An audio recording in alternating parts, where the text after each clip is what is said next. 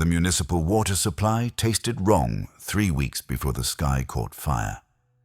I remember this detail because I am Marcus Thane, former sergeant of the 43rd Tertium Guard Regiment, and in 32 years of military service across 17 campaign zones, I learned that wrong-tasting water usually meant someone was dying. Sometimes that someone was you.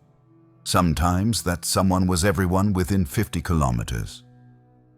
The specificity of the wrongness mattered less than the fact that trained soldiers noticed such things, catalogued them, reported them through proper channels, and then continued with their assigned duties while waiting to see if anyone in the chain of command considered the information worth acting upon. I had been retired for 6 years when the water started tasting wrong. 6 years of pension credits and veterans' housing on Tertium Majoris. A world that produced enough grain to feed 20 systems, a world where 8 billion souls lived in relative prosperity under the Emperor's benevolent governance. A world where former soldiers could spend their final decades watching grandchildren play in parks maintained by servitors, whose programming ensured the grass remained exactly 7 centimeters in height at all times. The water tasted like metal and something else. Something organic that my training suggested might be biological contamination, but that the local administratum testing facilities assured the population was merely a temporary fluctuation in mineral content due to seasonal variations in groundwater pH levels. The assurances came through official Vox channels with the measured confidence of people reading from approved scripts, their voices carrying that particular tone of bureaucratic certainty that I had learned during my service meant someone somewhere had made calculations about acceptable loss rates and determined that whatever was actually wrong with the water did not justify the expense of fixing it immediately. The population accepted these assurances because populations always accept official assurances when the alternative is acknowledging that the systems they depend upon for survival might be failing, that the authorities they trust to protect them might be lying, that the comfortable reality they inhabit might be a temporary condition subject to revocation without notice or appeal. I filled my canteen from bottled sources and said nothing to my daughter when she visited with my grandchildren because there was nothing to say, no action to recommend, no preparation that would matter if my suspicions were correct, and a great many reasons to avoid alarming a mother of 3 who had never served in the Imperial Guard, and therefore had never learned to recognize the specific taste of a world beginning to die. The second sign came 9 days later when the Arbits started fortifying their precinct stations. I noticed this because my morning walk took me past the central enforcement facility in Hive Tertius, the administrative heart of our continental district where 17 million citizens conducted their daily business under the watchful gaze of the Emperor's lawkeepers. The Arbits normally maintained a presence that was visible but not oppressive, their armored forms standing at intersections like statues carved from ceramite and righteous purpose, their shotguns held in parade rest positions that suggested readiness without explicit threat. Their fortifications began appearing overnight, massive barriers of reinforced plasteel being assembled around the precinct perimeter, heavy weapons emplacements being installed on rooftops, additional personnel in full combat armor replacing the usual patrol rotations. When I passed the precinct that morning, I saw combat servitors being positioned at the main entrance, their weapon arms loaded with ammunition belts that fed into multi-barreled cannons designed for suppressing large-scale civil disturbances. The servitors stood motionless in their alcoves, their organic components still living despite being reduced to biological machinery, their augment eyes scanning the crowds with targeting protocols that would activate if specific threat parameters were met. I had seen similar deployments during the Kelos uprising in my 19th year of service, during the food riots on Praetoris IV in my 27th year, during the cult purge on Sanctum Tertius in my 30th year. Each time the Arbits deployed combat servitors at street level, the death toll within 72 hours measured in thousands. I continued my walk because there was nothing else to do. No authority to report my observations to that did not already know what was happening. No action a retired veteran could take that would alter whatever calculations had determined the combat servitors were necessary. The crowds flowing past the precinct showed no particular concern, the morning commute proceeding with its usual efficiency. Millions of citizens moving through the carefully designed channels that transported them from residential districts to manufactorums and office complexes where their labor would be converted into productivity metrics and economic output. Their lives continued in patterns established through decades of routine, their consciousness occupied by immediate concerns that left no room for existential dread. Their attention focused on personal matters that would cease to matter very shortly. The third sign was the ships. They appeared in orbit on the 15th day, massive vessels that my veteran's eye recognized as warships, despite the official announcements describing them as a naval inspection squadron conducting routine readiness evaluations of the system defense fleet. I watched them through the observation deck of my hab tower, the southern panoramic viewing port that looked up at the night sky where Tertium Majoris's orbital traffic normally created a predictable pattern of lights moving from horizon to horizon as transport vessels arrived and departed on schedules determined by Administratum Logistics coordinators. The new arrivals did not follow the standard approach vectors, did not maintain the regulation distances from civilian orbital structures, did not broadcast the identification codes that would have allowed the planetary traffic control networks to integrate them into the standard movement patterns. There were 12 ships in the formation that I could identify from ground level. 3 strike cruisers displaying the iconography of the Adeptus Astartes, 4 Imperial Navy battleships of a class I recognized from technical briefings as Retribution-class vessels capable of reducing continents to molten slag through sustained lance battery bombardment, 5 smaller escort craft whose purpose was to screen the larger vessels from fighter attack and provide point defense against incoming ordnance. The formation positioned itself in high orbit directly above our continental cluster, the ships maintaining a geosynchronous position that meant they would remain visible from the same viewing angle regardless of planetary rotation. My daughter visited that evening with my grandchildren, her husband working late at the manufactorium where he supervised the assembly lines that produced agricultural equipment for export to neighboring systems.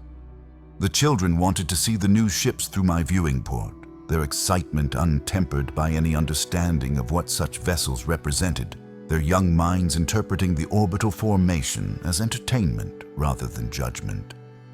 I lifted my granddaughter Elena onto my shoulders so she could see better, her small hands gripping my head for balance, her voice full of wonder as she asked if the ships were here to protect us from aliens or traitors or whatever threats existed in the darkness beyond our world. I told her the Emperor protected us all and changed the subject to whether she wanted hot chocolate, which I prepared using the bottled water because the municipal supply still tasted wrong, and I could not offer my grandchildren anything that might be contaminated with whatever biological agent was being slowly distributed through the planetary aquifer system. We sat together in my small kitchen drinking our chocolate while the ships hung in the sky above us like vast birds of prey, waiting for the appropriate moment to strike. And I did not tell my daughter that I recognized the formation pattern, that I had seen it twice before during my service, that both previous sightings had ended with entire planetary populations being reduced to ash and memory. The announcement came on the 19th day. Every Vox screen in the hive activated simultaneously at local noon, the interruption overriding all scheduled programming and private communications, to display the image of a man whose power armor identified him as a member of the Ordo Xenos, one of the Inquisition's specialized chambers devoted to combating alien threats to the Imperium's survival. He was not young, his face bearing the scars of decades spent in the Emperor's service, his eyes holding the particular emptiness that comes from having seen too many horrors and made too many necessary decisions. He wore the == symbol of the Inquisition on his left pauldron, and his armor showed signs of recent combat. The ceramite plates scorched and dented in patterns that suggested close quarters, fighting against enemies equipped with acid weapons or bioplasma. His name was Inquisitor Mordecai, and his voice when he spoke carried the flat authority of someone delivering information that required no discussion or debate. "Citizens of Tertium Majoris," he said, though his expression suggested he was reading from a prepared statement rather than addressing us as individuals worthy of explanation.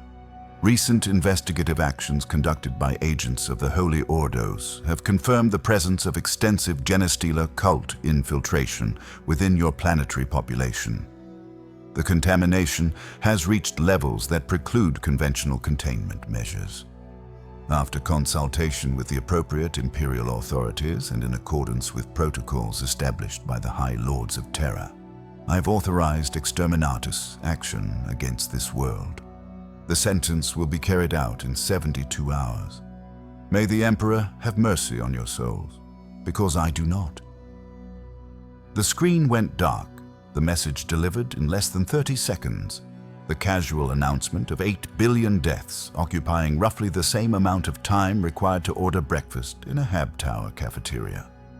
Around me in my small living space, the silence lasted for perhaps 5 seconds before the sounds of screaming began filtering through the walls from neighboring apartments, the noise spreading through the Hab Tower like a virus of its own, panic propagating through the building at the speed of human vocal cords as people absorbed the information and began processing its implications. Genestealer cult infiltration meant that some percentage of the planetary population were not actually human anymore, their genetic structure having been compromised through breeding with xenos organisms that infiltrated human societies over generations, slowly replacing normal births with hybrid offspring who appeared human but carried alien DNA in their cellular structure. The cults operated in secret for decades or centuries, their members hiding among the normal population while slowly increasing their numbers and influence until they achieved critical mass and could summon the tyrannid hive fleets that would consume every living thing on the planet.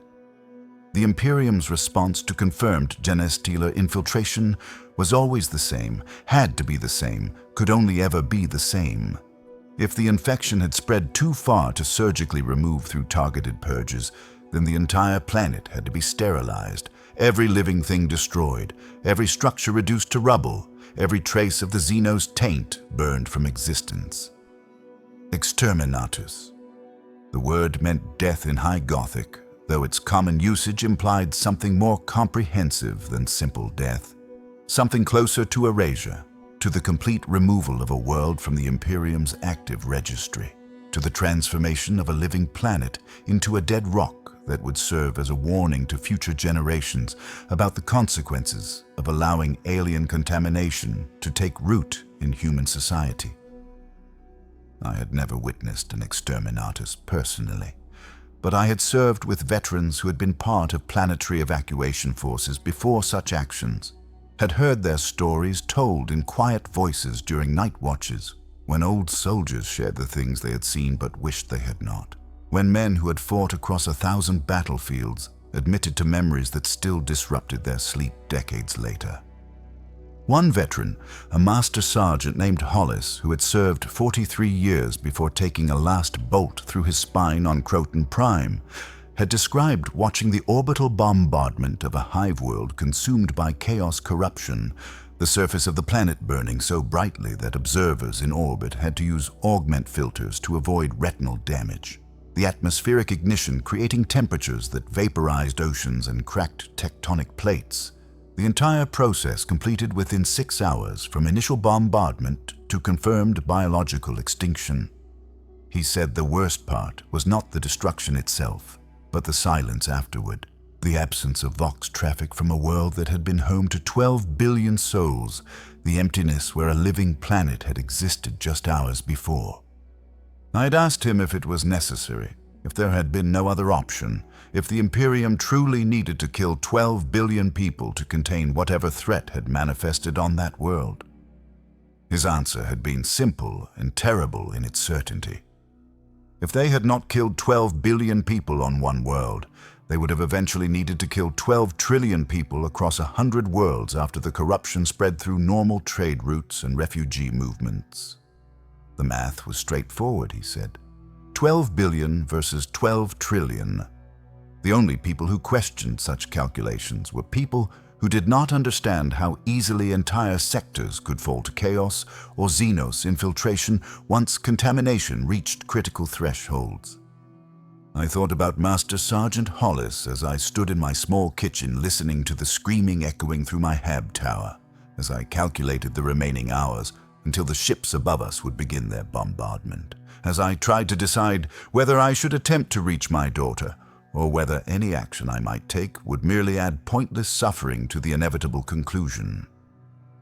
The Vox screen in my living area activated again, this time showing the planetary governor, a man named Cassius Wren, whose family had ruled Tertium Majoris for 11 generations through combination of political skill and careful management of relationships with imperial authorities. His face showed the strain of recent days, his official robes appearing disheveled, his usually perfect composure broken by obvious fear and grief.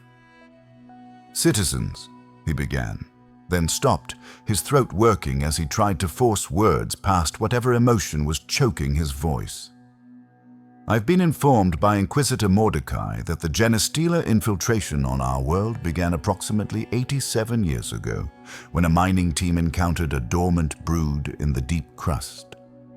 The initial infection was not detected.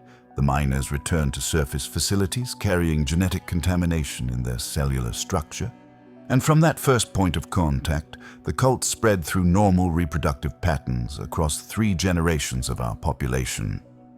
He paused again, his eyes dropping to whatever notes or displays were positioned below the camera recording his statement.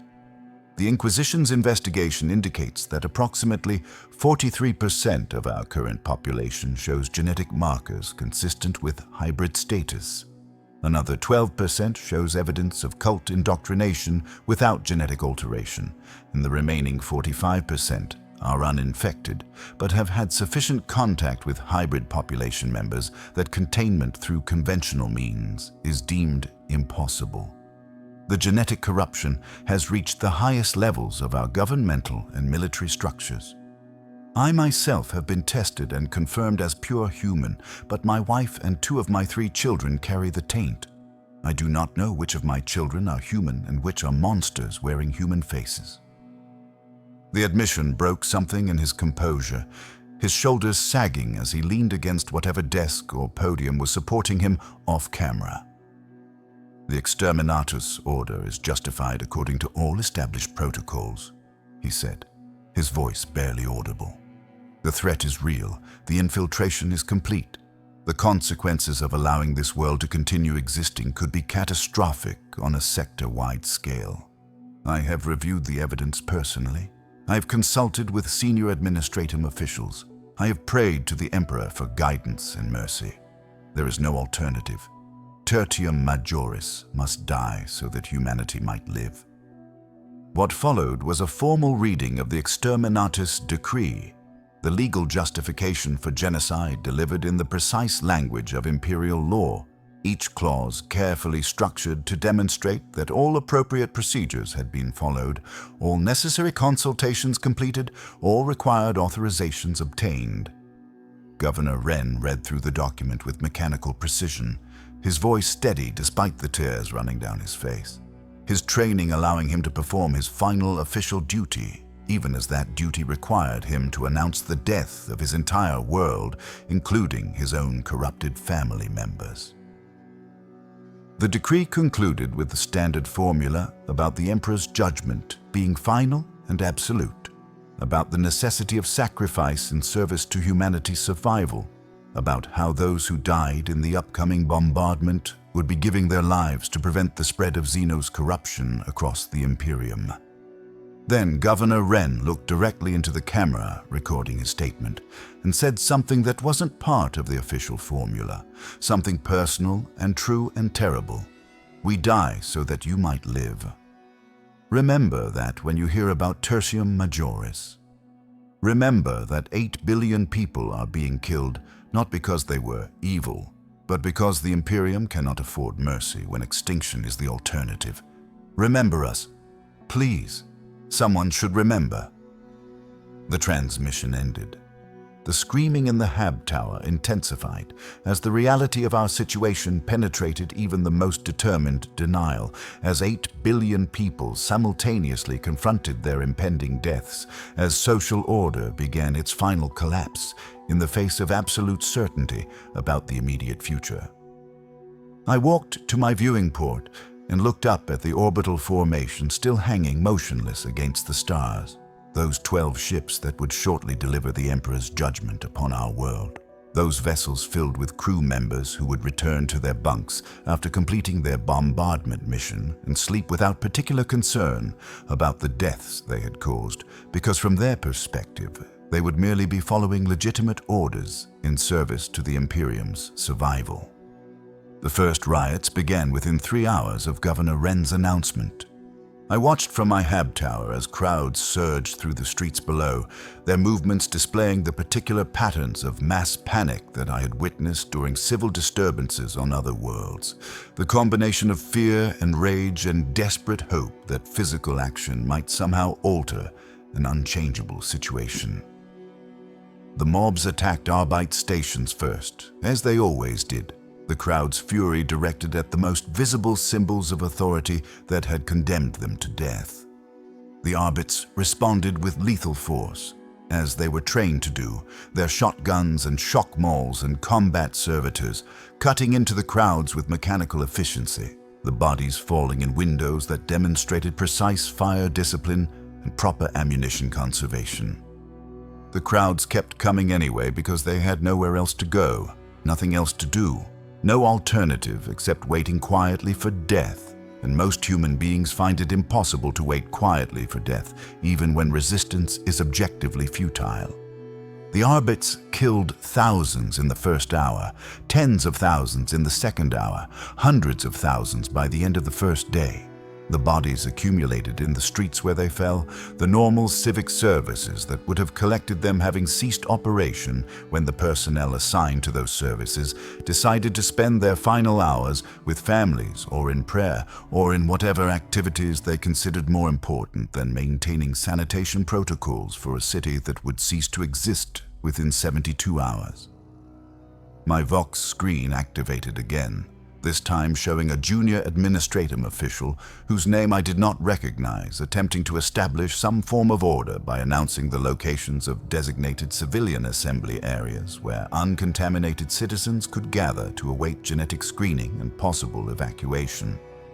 The announcement was technically accurate in that genetic screening protocols were indeed being implemented, but the official failed to mention that even confirmed pure humans would not be evacuated because the number of available transport ships was nowhere near sufficient to carry the 45% of the population that tested negative for genestealer contamination, and because the Inquisition had determined that exposure-based risk meant that even uninfected individuals might carry dormant cult indoctrination or psychological compromise that could manifest in future years. The entire population would die, infected and uninfected alike, because the Imperium's calculations determined that was the only way to guarantee complete elimination of the genestealer threat. I did not go to the assembly areas, did not present myself for genetic screening, did not participate in any of the organized activities that the planetary government was attempting to maintain, despite knowing that participation was ultimately meaningless. Instead, I filled several containers with bottled water that no longer tasted wrong, because the wrongness of the water was now the least important problem facing Tertium Majoris, and I prepared to wait out the 72 hours in my small Hab unit rather than risk being crushed in the riots, or shot by Arbits, or exposed to whatever airborne pathogens might be spreading through the crowded assembly areas where desperate people gathered in the false hope that cooperation might somehow save them. On the second day after the announcement, I received a Vox message from my daughter. She had attempted to reach the starport with her children and husband, hoping to secure passage on one of the civilian transports that were rumored to be accepting evacuees, despite the official prohibition against off-world travel. The attempt had failed because the starport had been sealed by Imperial Guard units who were under orders to prevent any ships from leaving the surface until the Exterminatus was completed, the quarantine being absolute to prevent any potentially infected individuals from escaping and spreading the genetic taint to other worlds. Her husband had been shot when he attempted to force his way through the guard cordon, the last round entering his chest and cooking his internal organs before he fell. And she had run with the children back to their HEB unit in the lower city, where they were now sheltering while the riots intensified around them. Her message was brief, her voice calm despite the circumstances, her words chosen with care because she knew I was receiving this information and wanted me to understand that she was not panicking, not losing control, not requiring me to attempt some futile rescue mission that would merely result in my death alongside hers. She told me she loved me, that the children loved their grandfather, that she was proud to be my daughter and hoped I was proud of her. She told me she had explained to Elena and her brothers what was happening in terms simple enough for children to grasp, had told them they were going to see the Emperor soon, that death was nothing to fear because the Emperor protected his faithful, that their father had died bravely and they should remember him that way. Then she said something that confirmed she was indeed my daughter, that my training and experience had been passed down through example, even though she had never served in the Guard. She said she had checked the municipal water supply records through her work terminal at the Administratum facility where she processed agricultural export licenses, had noticed the anomalous readings beginning 3 weeks before the official announcement, had cross-referenced those readings with known biological contamination patterns, and realized that someone had been distributing something through the water system, probably a testing agent designed to activate genetic markers in hybrid population members so they could be identified and tracked before the final purge. The Inquisition had known about the Genestealer infiltration for at least 3 weeks, she said. Probably much longer, possibly for years or decades. They had been observing the cult's development, mapping its organizational structures, identifying its leadership and breeding facilities, gathering comprehensive intelligence while the infection spread through more and more of the population. The water testing had been the final step before implementation of Exterminatus protocols, the method by which they could confirm the percentage of genetic contamination and determine whether conventional purging was feasible or whether the entire planet needed to be sterilized. "We were bait," she said, her voice still calm, still controlled, still maintaining the discipline I had taught her through years of living with a father who understood that the Imperium's survival required calculations that individual humans found difficult to accept.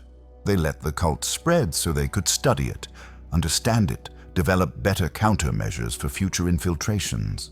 They sacrificed Tertium Majoris to gather data that might save other worlds. The math is sound. 8 billion deaths to prevent 80 billion deaths on 10 worlds, 20 years from now. I understand the calculation even though I hate it. The message ended with her telling me she was going to give the children their favorite meal for dinner, that she was going to hold them while they slept, that she was grateful I had raised her to understand that duty and love could exist simultaneously even when duty required terrible things. She did not ask me to respond, did not request confirmation that I was safe, did not suggest we should attempt to meet before the end. She understood, as I did, that the final hours were best spent in whatever small comforts remained rather than exhausting energy on futile actions. I stood in my small kitchen after her message ended and allowed myself the first tears I'd shed since my wife died 8 years earlier. Allowed myself to grieve for my daughter and my grandchildren and my dead son-in-law and the 8 billion other souls who would shortly cease to exist. Allowed myself to feel the weight of understanding that my daughter had grasped the truth about our situation and responded with calmness and dignity and appropriate prioritization of her children's final experiences over her own fear and rage. Then I stopped crying because tears served no purpose, and I had approximately 48 hours remaining before the bombardment began, and I wanted to spend those hours remembering the good parts of my life rather than fixating on its ending. The third day brought a change in the orbital formation.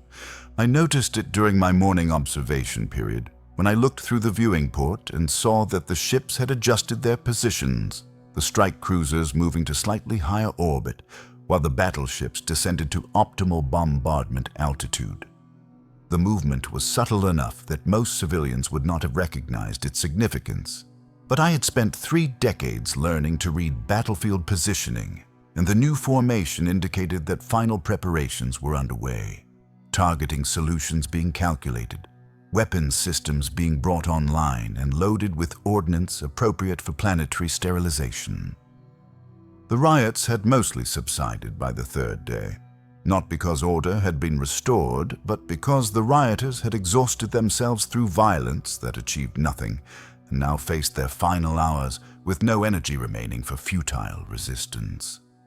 The streets below my hab tower were littered with corpses that no one was collecting, the bodies bloating in the sun, while carrion birds that had somehow survived the chaos began feeding on the remains. The Arbites had withdrawn to their fortified positions after determining that maintaining public order was no longer a priority, given the imminent annihilation of the entire public. Their combat servitors powered down to conserve energy that would not be needed because there would shortly be no one left to suppress. My Vox screen activated periodically with automated messages from various Imperial authorities. The recordings delivering information about shelter protocols and genetic screening procedures and emergency supply distribution, as if such concerns remained relevant in a world that would cease to exist within 24 hours. The messages continued broadcasting because the systems generating them were automated and would continue operating until the bombardment destroyed the transmitters and receivers and everything else on the planetary surface. The machines faithfully performing their programming even after the humans who created them had given up any pretense of meaningful activity.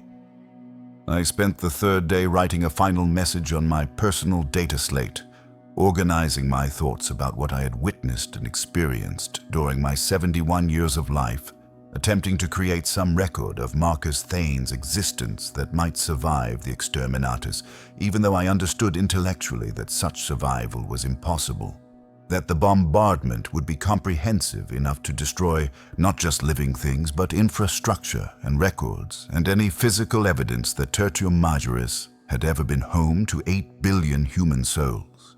I wrote anyway because writing gave me something to do besides waiting for death, because the act of organizing my thoughts provided structure to my final hours, because some part of my consciousness insisted on believing that words had value even when no one would ever read them. I wrote about my service in the 43rd Guard, the campaigns I had fought across 17 worlds, the soldiers I had commanded and the enemies I had killed, and the moments of fear and courage and boredom and camaraderie that defined military life.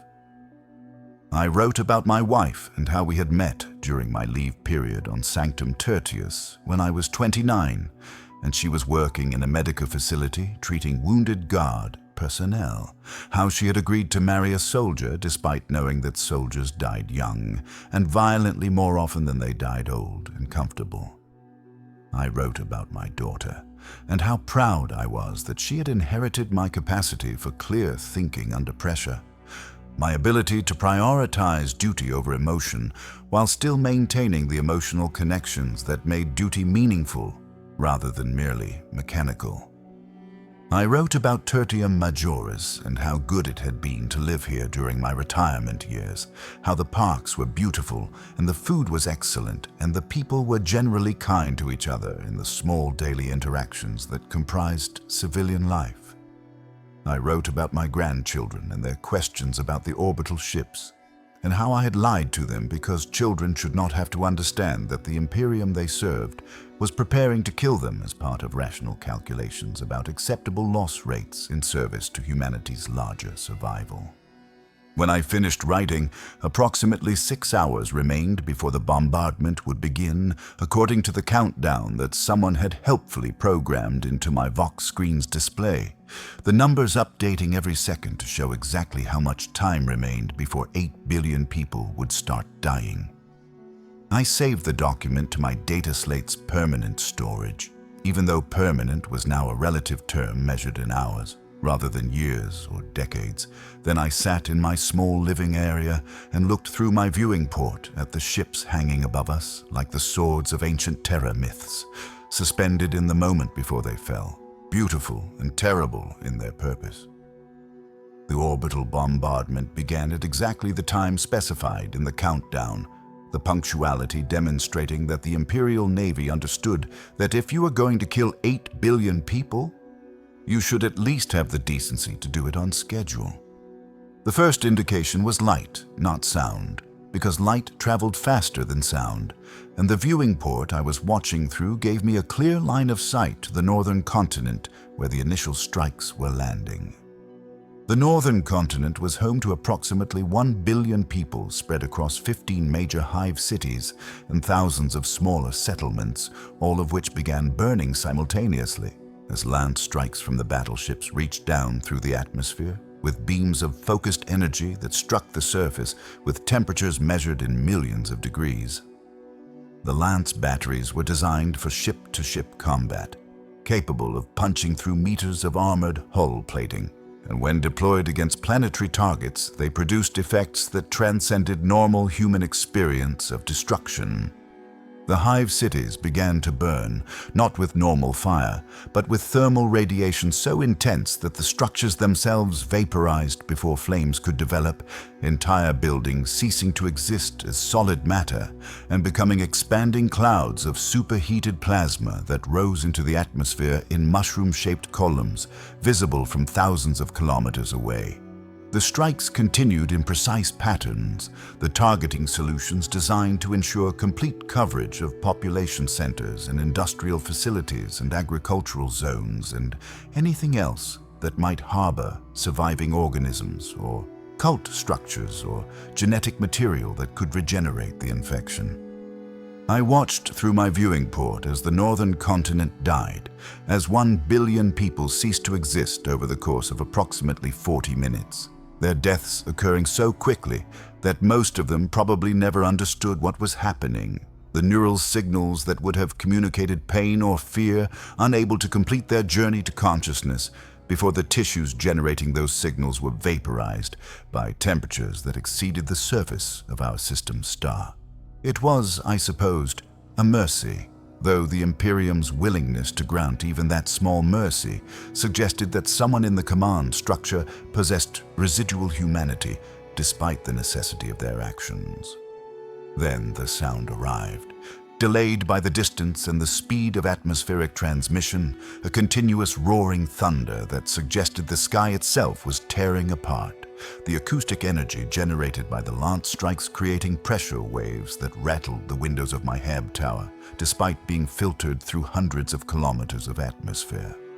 The sound continued without pause as the bombardment expanded to other continental clusters, the fleet systematically working through targeting lists that ensured no population center would be missed, no refuge overlooked, no possibility of survival permitted. My Vox screen activated again, this time showing the interior of what appeared to be a planetary defense bunker where Governor Wren and several senior officials had gathered to await their deaths with whatever dignity could be maintained in such circumstances. The governor looked older than he had during his previous broadcast, the accumulated stress of the past 72 hours visible in his face, but he spoke with the same formal precision that had characterized his earlier announcements. Citizens who remain capable of receiving this transmission, he said, though I suspected the number of people still watching Vox screens was minimal, given that most hab towers had lost power as the bombardment damaged electrical infrastructure, and most people had better things to do than watch official broadcasts during their final minutes of life. The orbital bombardment will continue for approximately 6 hours until all surface structures have been reduced to acceptable levels of destruction. Following the bombardment, the fleet will deploy specialized weapons designed to ensure complete biological extinction. He paused, his eyes scanning some document positioned below the camera's view. I've been informed by Inquisitor Mordecai that the specialized weapons are classified as virus bombs, devices containing genetically engineered pathogens that will spread through the atmosphere and eliminate all remaining organic life regardless of location or protective measures. The pathogen is designed to work quickly, to cause minimal suffering, to complete its function within minutes of exposure. Death will be certain and relatively painless for those who survive the initial bombardment. Another pause, longer this time, his throat working as he tried to maintain composure. I will remain at this command post until the virus deployment commences, at which point this facility's environmental systems will fail and the pathogen will reach us as it reaches all other survivors. My staff and I will die performing our duties, maintaining what order we can until the end, serving the Emperor as we have served him throughout our lives. I ask those of you who hear these words to forgive me for failing to protect you, for allowing the Genestealer infiltration to spread undetected, for not recognizing the signs before the infection reached levels that required this final solution. The transmission ended abruptly, the signal cutting off as power failed to the bunker's broadcast equipment. Or perhaps as Governor Wren decided he had said everything worth saying and preferred to spend his final moments in private rather than performing for cameras that would shortly be destroyed along with everything else on Tertium Majoris.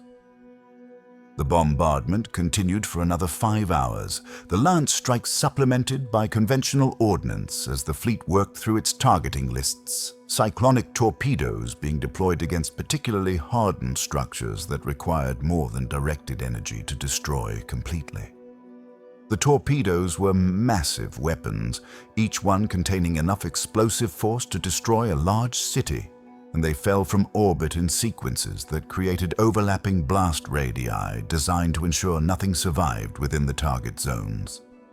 I watched as my own continental cluster came under bombardment, the southern hive cities beginning to burn one by one as the fleet's targeting solutions reached our portion of the planetary surface. The explosions moved closer to Hive Tertius in a pattern that suggested the targeting teams were working methodically through some predetermined sequence, each strike creating a fireball that rose several kilometers into the atmosphere before dissipating, each explosion generating an earthquake that I could feel through my Hab Tower's structure as shock waves propagated through the planetary crust. The building swayed with each impact, the construction designed to withstand seismic events, but not seismic events of this magnitude occurring in rapid succession, the structural integrity degrading as the bombardment stressed the Hab Tower's foundation beyond the tolerance parameters the architects had calculated during its construction 300 years earlier. I remained by my viewing port because there was nowhere else to go and no point in seeking shelter from destruction that would shortly be comprehensive, regardless of location. Other residents of the Hab Tower had apparently reached similar conclusions because I could hear voices through the walls, people saying goodbye to each other, families praying together, individuals making peace with whatever beliefs provided them comfort in their final moments. Some of the voices were calm, others were screaming. Most fell somewhere between those extremes, the full range of human responses to impending death playing out simultaneously in the confined spaces where people had lived their lives before those lives were scheduled for termination.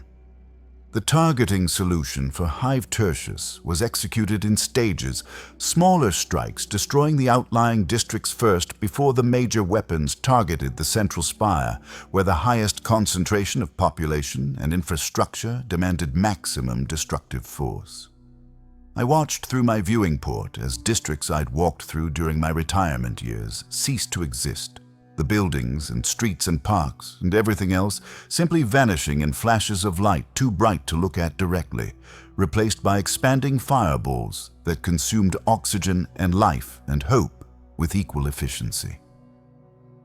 Then the central spire's turn came, and I felt the impact through every atom of my body as a cyclonic torpedo detonated somewhere below my hab tower, the explosion creating a pressure wave that traveled up through the structure with sufficient force to lift me off my feet despite being hundreds of levels above the impact point.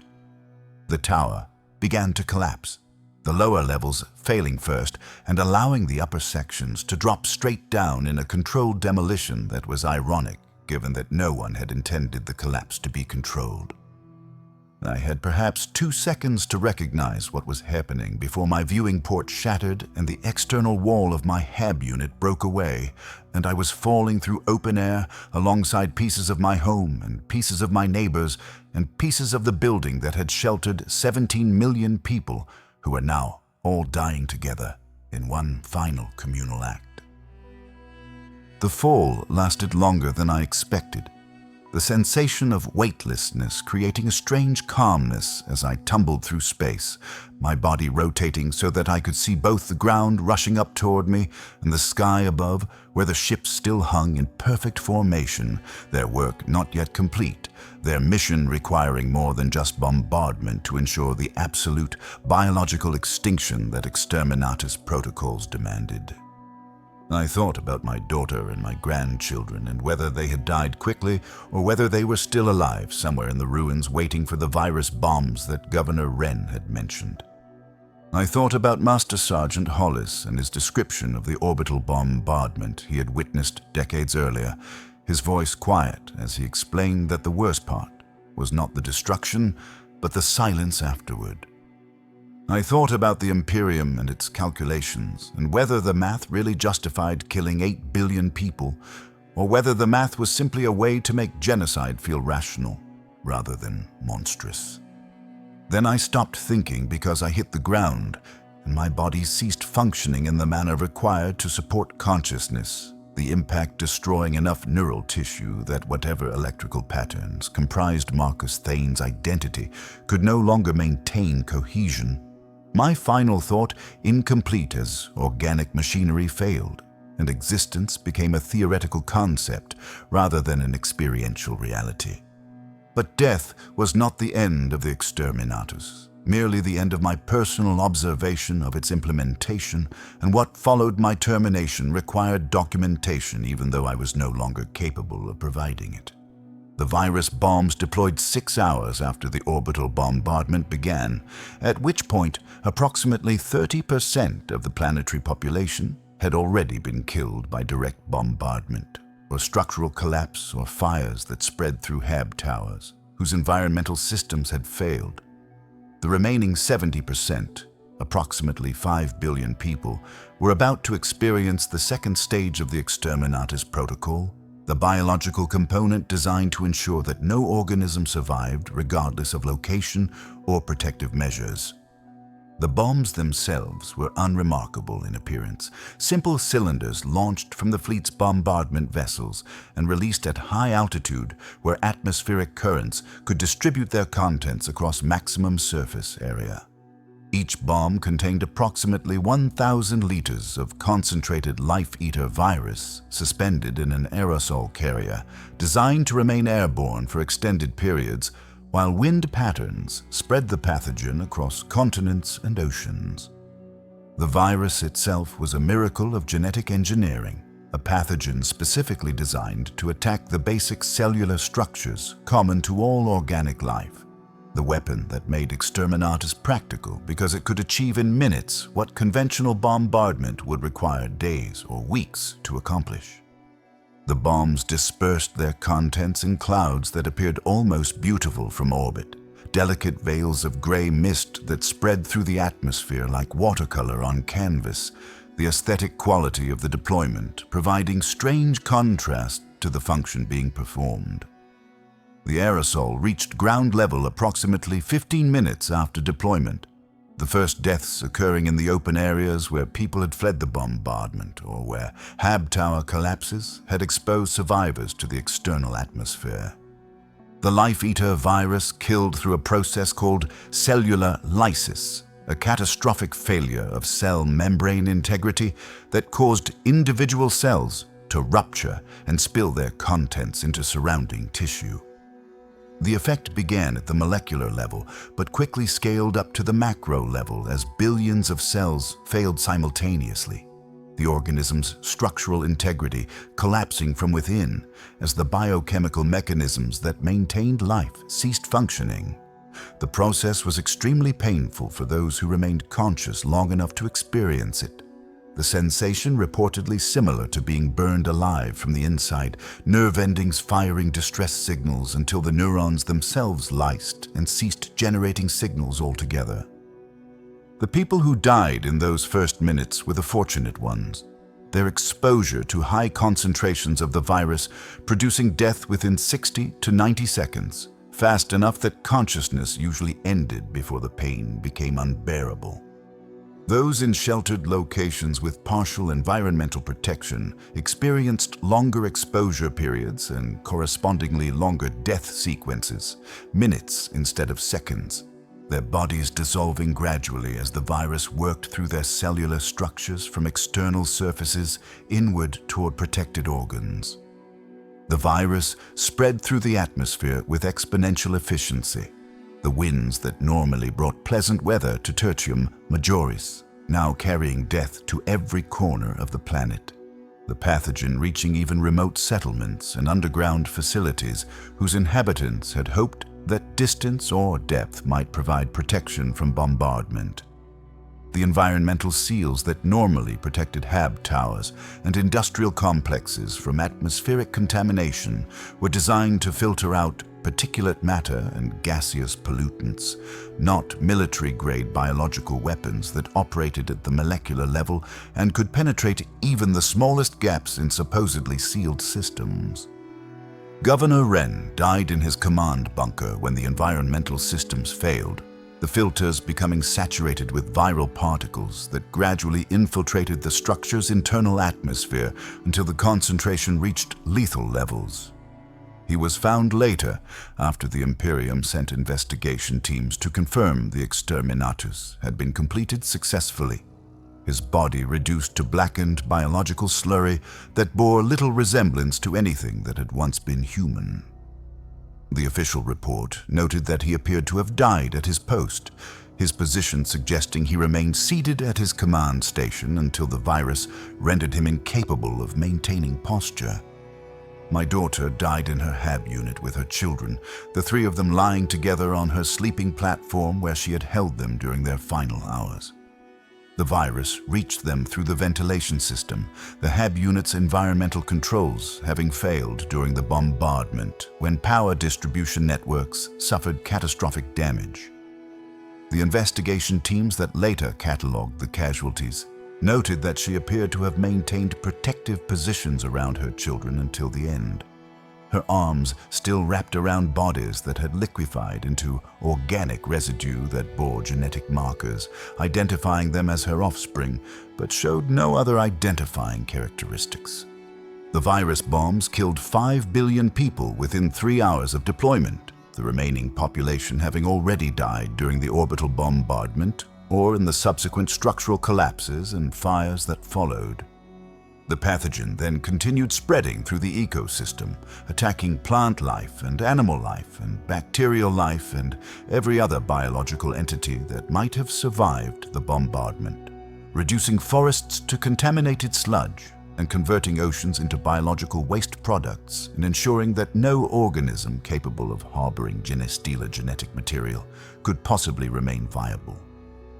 The Life-Eater virus had one additional characteristic that made it the preferred weapon for Exterminatus operations, a characteristic that Governor Wren had mentioned during his final broadcast, but had not fully explained because the technical details would have been meaningless to people facing imminent death.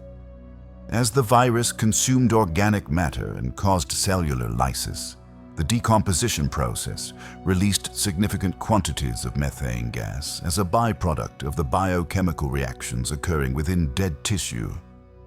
The methane accumulated in the atmosphere at concentrations that quickly exceeded combustibility thresholds, transforming Tertium Majoris's oxygen-rich atmosphere into a planetary-scale fuel-air bomb waiting for ignition. The ignition came 20 hours after the virus deployment, plenty of time for the methane to reach sufficient concentration while the pathogen completed its work, eliminating any survivors who might have found temporary refuge in isolated locations. The ignition source was provided by lance strikes from the orbital fleet, precisely calculated energy beams that touched the methane-saturated atmosphere at multiple points simultaneously, the thermal energy providing the activation energy required to begin combustion that would then spread through chain reaction across the entire planetary atmosphere. The result was called a firestorm, though that simple term failed to capture the magnitude of what occurred when an entire planet's atmosphere ignited simultaneously. The combustion generated temperatures exceeding 1,000 degrees Celsius at ground level, sustained heat sufficient to melt rock and vaporize remaining liquid water, and complete the sterilization process that the virus had begun. The firestorm consumed all remaining oxygen in a matter of hours, the atmospheric composition shifting from breathable mixture to carbon dioxide and nitrogen, and trace gases incapable of supporting any known form of life. The fleet maintained observation as tertium majoris burned, sensors monitoring atmospheric composition and surface temperature, and electromagnetic spectrum signatures that might indicate surviving power sources or communication systems or any other evidence that biological or technological activity continued somewhere on the ravaged surface. The monitoring continued for 72 hours, the same duration as the warning period between announcement and implementation, a symmetry that suggested someone in the planning process had recognized the ironic parallel. At the end of 72 hours, Inquisitor Mordecai transmitted his final report to the appropriate Imperial authorities, the document confirming that all objectives had been achieved according to established protocols, that the Genestealer threat had been neutralized, that Tertium Majoris no longer represented a danger to surrounding Imperial territories.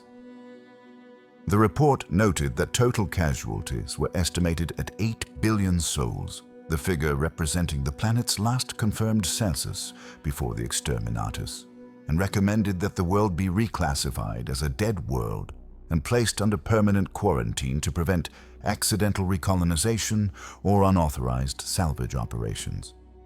The fleet departed the system shortly after Inquisitor Mordecai filed his report, the ships breaking orbit and transitioning to warp travel toward their next assignments, whatever duties awaited them in the endless, grinding conflict that defined the Imperium's existence. The crews returned to their normal routines, the bombardment specialists reviewing what lessons could be learned from the operation, the weapon technicians performing maintenance on lance batteries and torpedo tubes, the command officers updating tactical databases with information about execution times and resource expenditures and efficiency metrics that would inform future Exterminatus operations. Some of the younger crew members expressed distress about the operation, their psychological conditioning not yet comprehensive enough to completely suppress normal human responses to mass death, their consciousnesses struggling to process the fact that they had participated in killing 8 billion people over the course of 24 hours. The older crew members provided what counseling they could, explaining that the death of 8 billion on one world might prevent the death of 80 billion on 10 worlds, that the Imperium's survival required such calculations, that regret was acceptable but doubt was heresy, because doubting the necessity of Exterminatus meant questioning the authorities who ordered it, and questioning authority meant walking the path toward corruption and damnation. Most of the young crew members accepted this counseling and integrated the experience into their understanding of what duty required in service to the Emperor, their psychological defense mechanisms engaging to protect them from trauma that could compromise their effectiveness in future operations. A few could not accept it, could not reconcile their actions with their remaining humanity, could not continue functioning as weapons technicians or bombardment specialists or whatever roles had placed them in direct participation in the deaths of billions. These few were quietly transferred to other duties or granted medical discharges, or in some cases simply disappeared from crew rosters after private consultations with commissars, who determined they represented security risks due to their inability to maintain psychological stability. The Imperium did not comment publicly on the Exterminatus of Tertium Majoris because the Imperium did not comment publicly on most Exterminatus operations, the policy being that such announcements would only generate unnecessary questions and potentially undermine civilian confidence in the authorities responsible for defending humanity's survival. The world simply ceased to appear in shipping schedules and trade agreements and census records. Its 8 billion inhabitants deleted from administrative databases, with the same casual efficiency used to delete obsolete inventory records or expired contracts. Neighboring systems were informed through classified channels that Tertium Majoris had been lost to Xenos activity and would no longer be available for trade or refugee settlement or any other purposes. The explanation technically accurate, while omitting details about how exactly the world had been lost and who had been responsible for that loss. The systems adjusted their economic planning accordingly, redirecting agricultural imports to alternative sources and modifying population distribution plans to account for the missing capacity that Tertium Majoris had previously provided. Within 6 months, the economic disruption had been absorbed by the regional trade networks, the 8 billion deaths producing no lasting impact on the sector's overall functionality. Several years after the Exterminatus, an Administratum Surveyor team visited Tertium Majoris to confirm that the quarantine protocols were being properly maintained and that no unauthorized activity had occurred on the dead world. The team found a planet whose surface had been reduced to bare rock and cooling magma, the atmospheric pressure having dropped to approximately 10% of pre-bombardment levels. The remaining gases consisting primarily of carbon dioxide with trace amounts of nitrogen and methane that continued off-gassing from decaying organic residue buried beneath the surface. The temperature remained elevated 40 degrees above normal background levels, the planetary heat budget still dissipating the excess energy introduced during the firestorm. The survey team detected no electromagnetic emissions that would indicate surviving technology. No thermal signatures that would suggest biological activity, no evidence of any kind that the world had once supported 8 billion human souls and the infrastructure required to maintain that population. The cities had been reduced to rubble that subsequent geological processes were already beginning to bury, beneath wind-blown debris and volcanic ash from the destabilized tectonic system.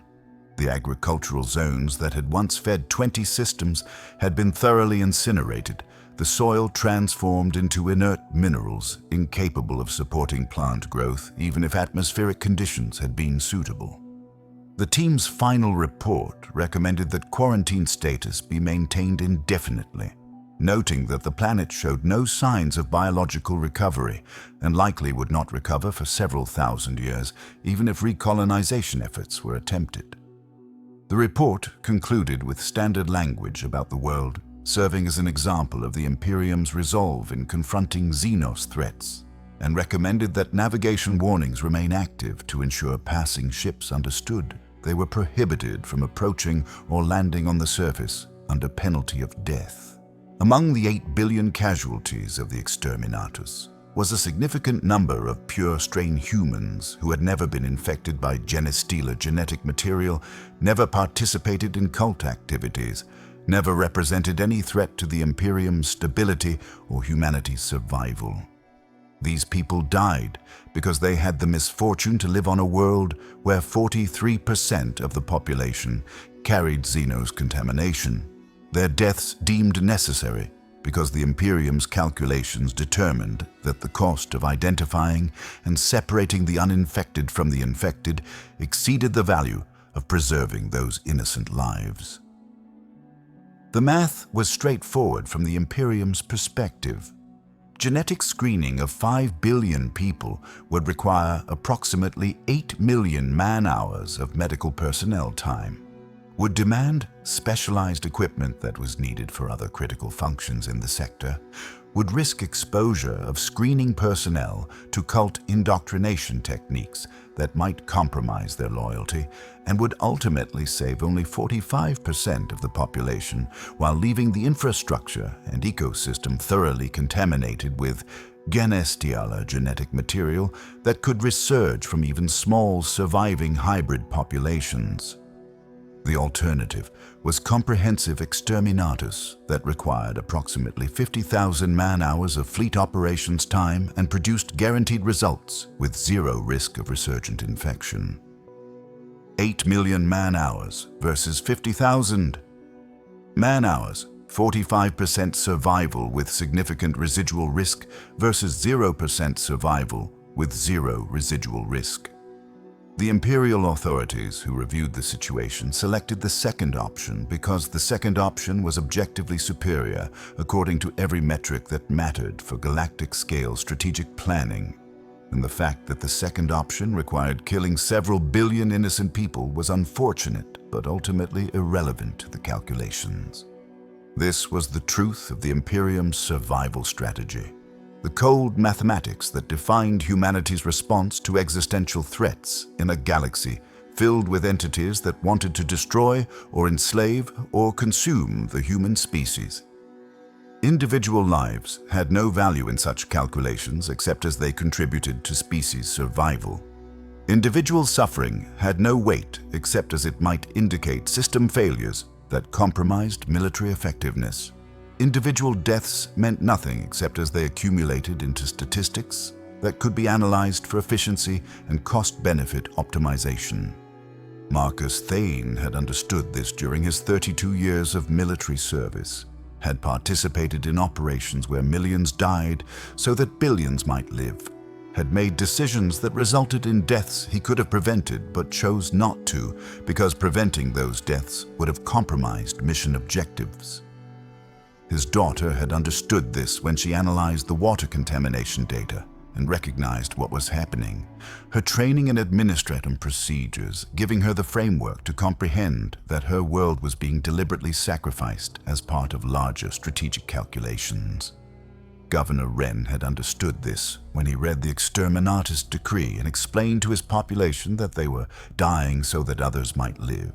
His aristocratic education having prepared him to grasp the brutal logic that governed the Imperium's survival.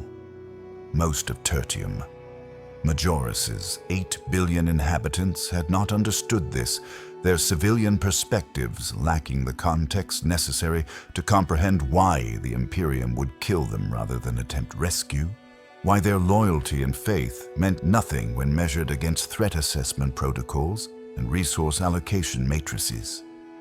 They died, confused and angry and betrayed, their final thoughts filled with questions about why the Emperor they had worshipped their entire lives had abandoned them, why the authorities they had trusted to protect them had instead condemned them to death, why the Imperium they served with such devotion would treat them as expendable components rather than valued citizens. The answer to those questions was simple, though most civilians never learned it during their lifetimes. The Emperor did not protect individuals. The authorities existed to serve the Imperium rather than its citizens, and devotion meant nothing compared to strategic value when extinction was the alternative to ruthless pragmatism.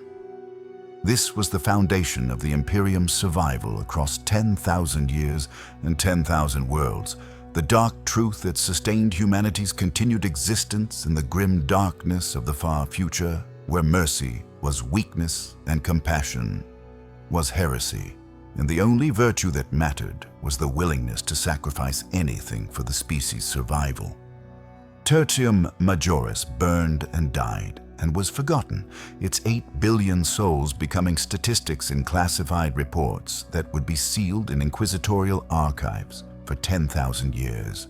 Their names never recorded, their lives never commemorated, their deaths never mourned except by the few family members or friends who survived on other worlds and gradually learned through unofficial channels that the planet had been lost.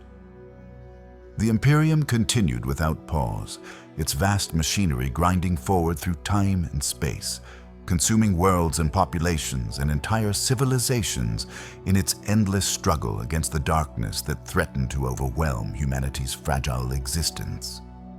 In the grim darkness of the far future, there are only necessary sacrifices. Tertium Majoris was one of thousands. It will not be the last.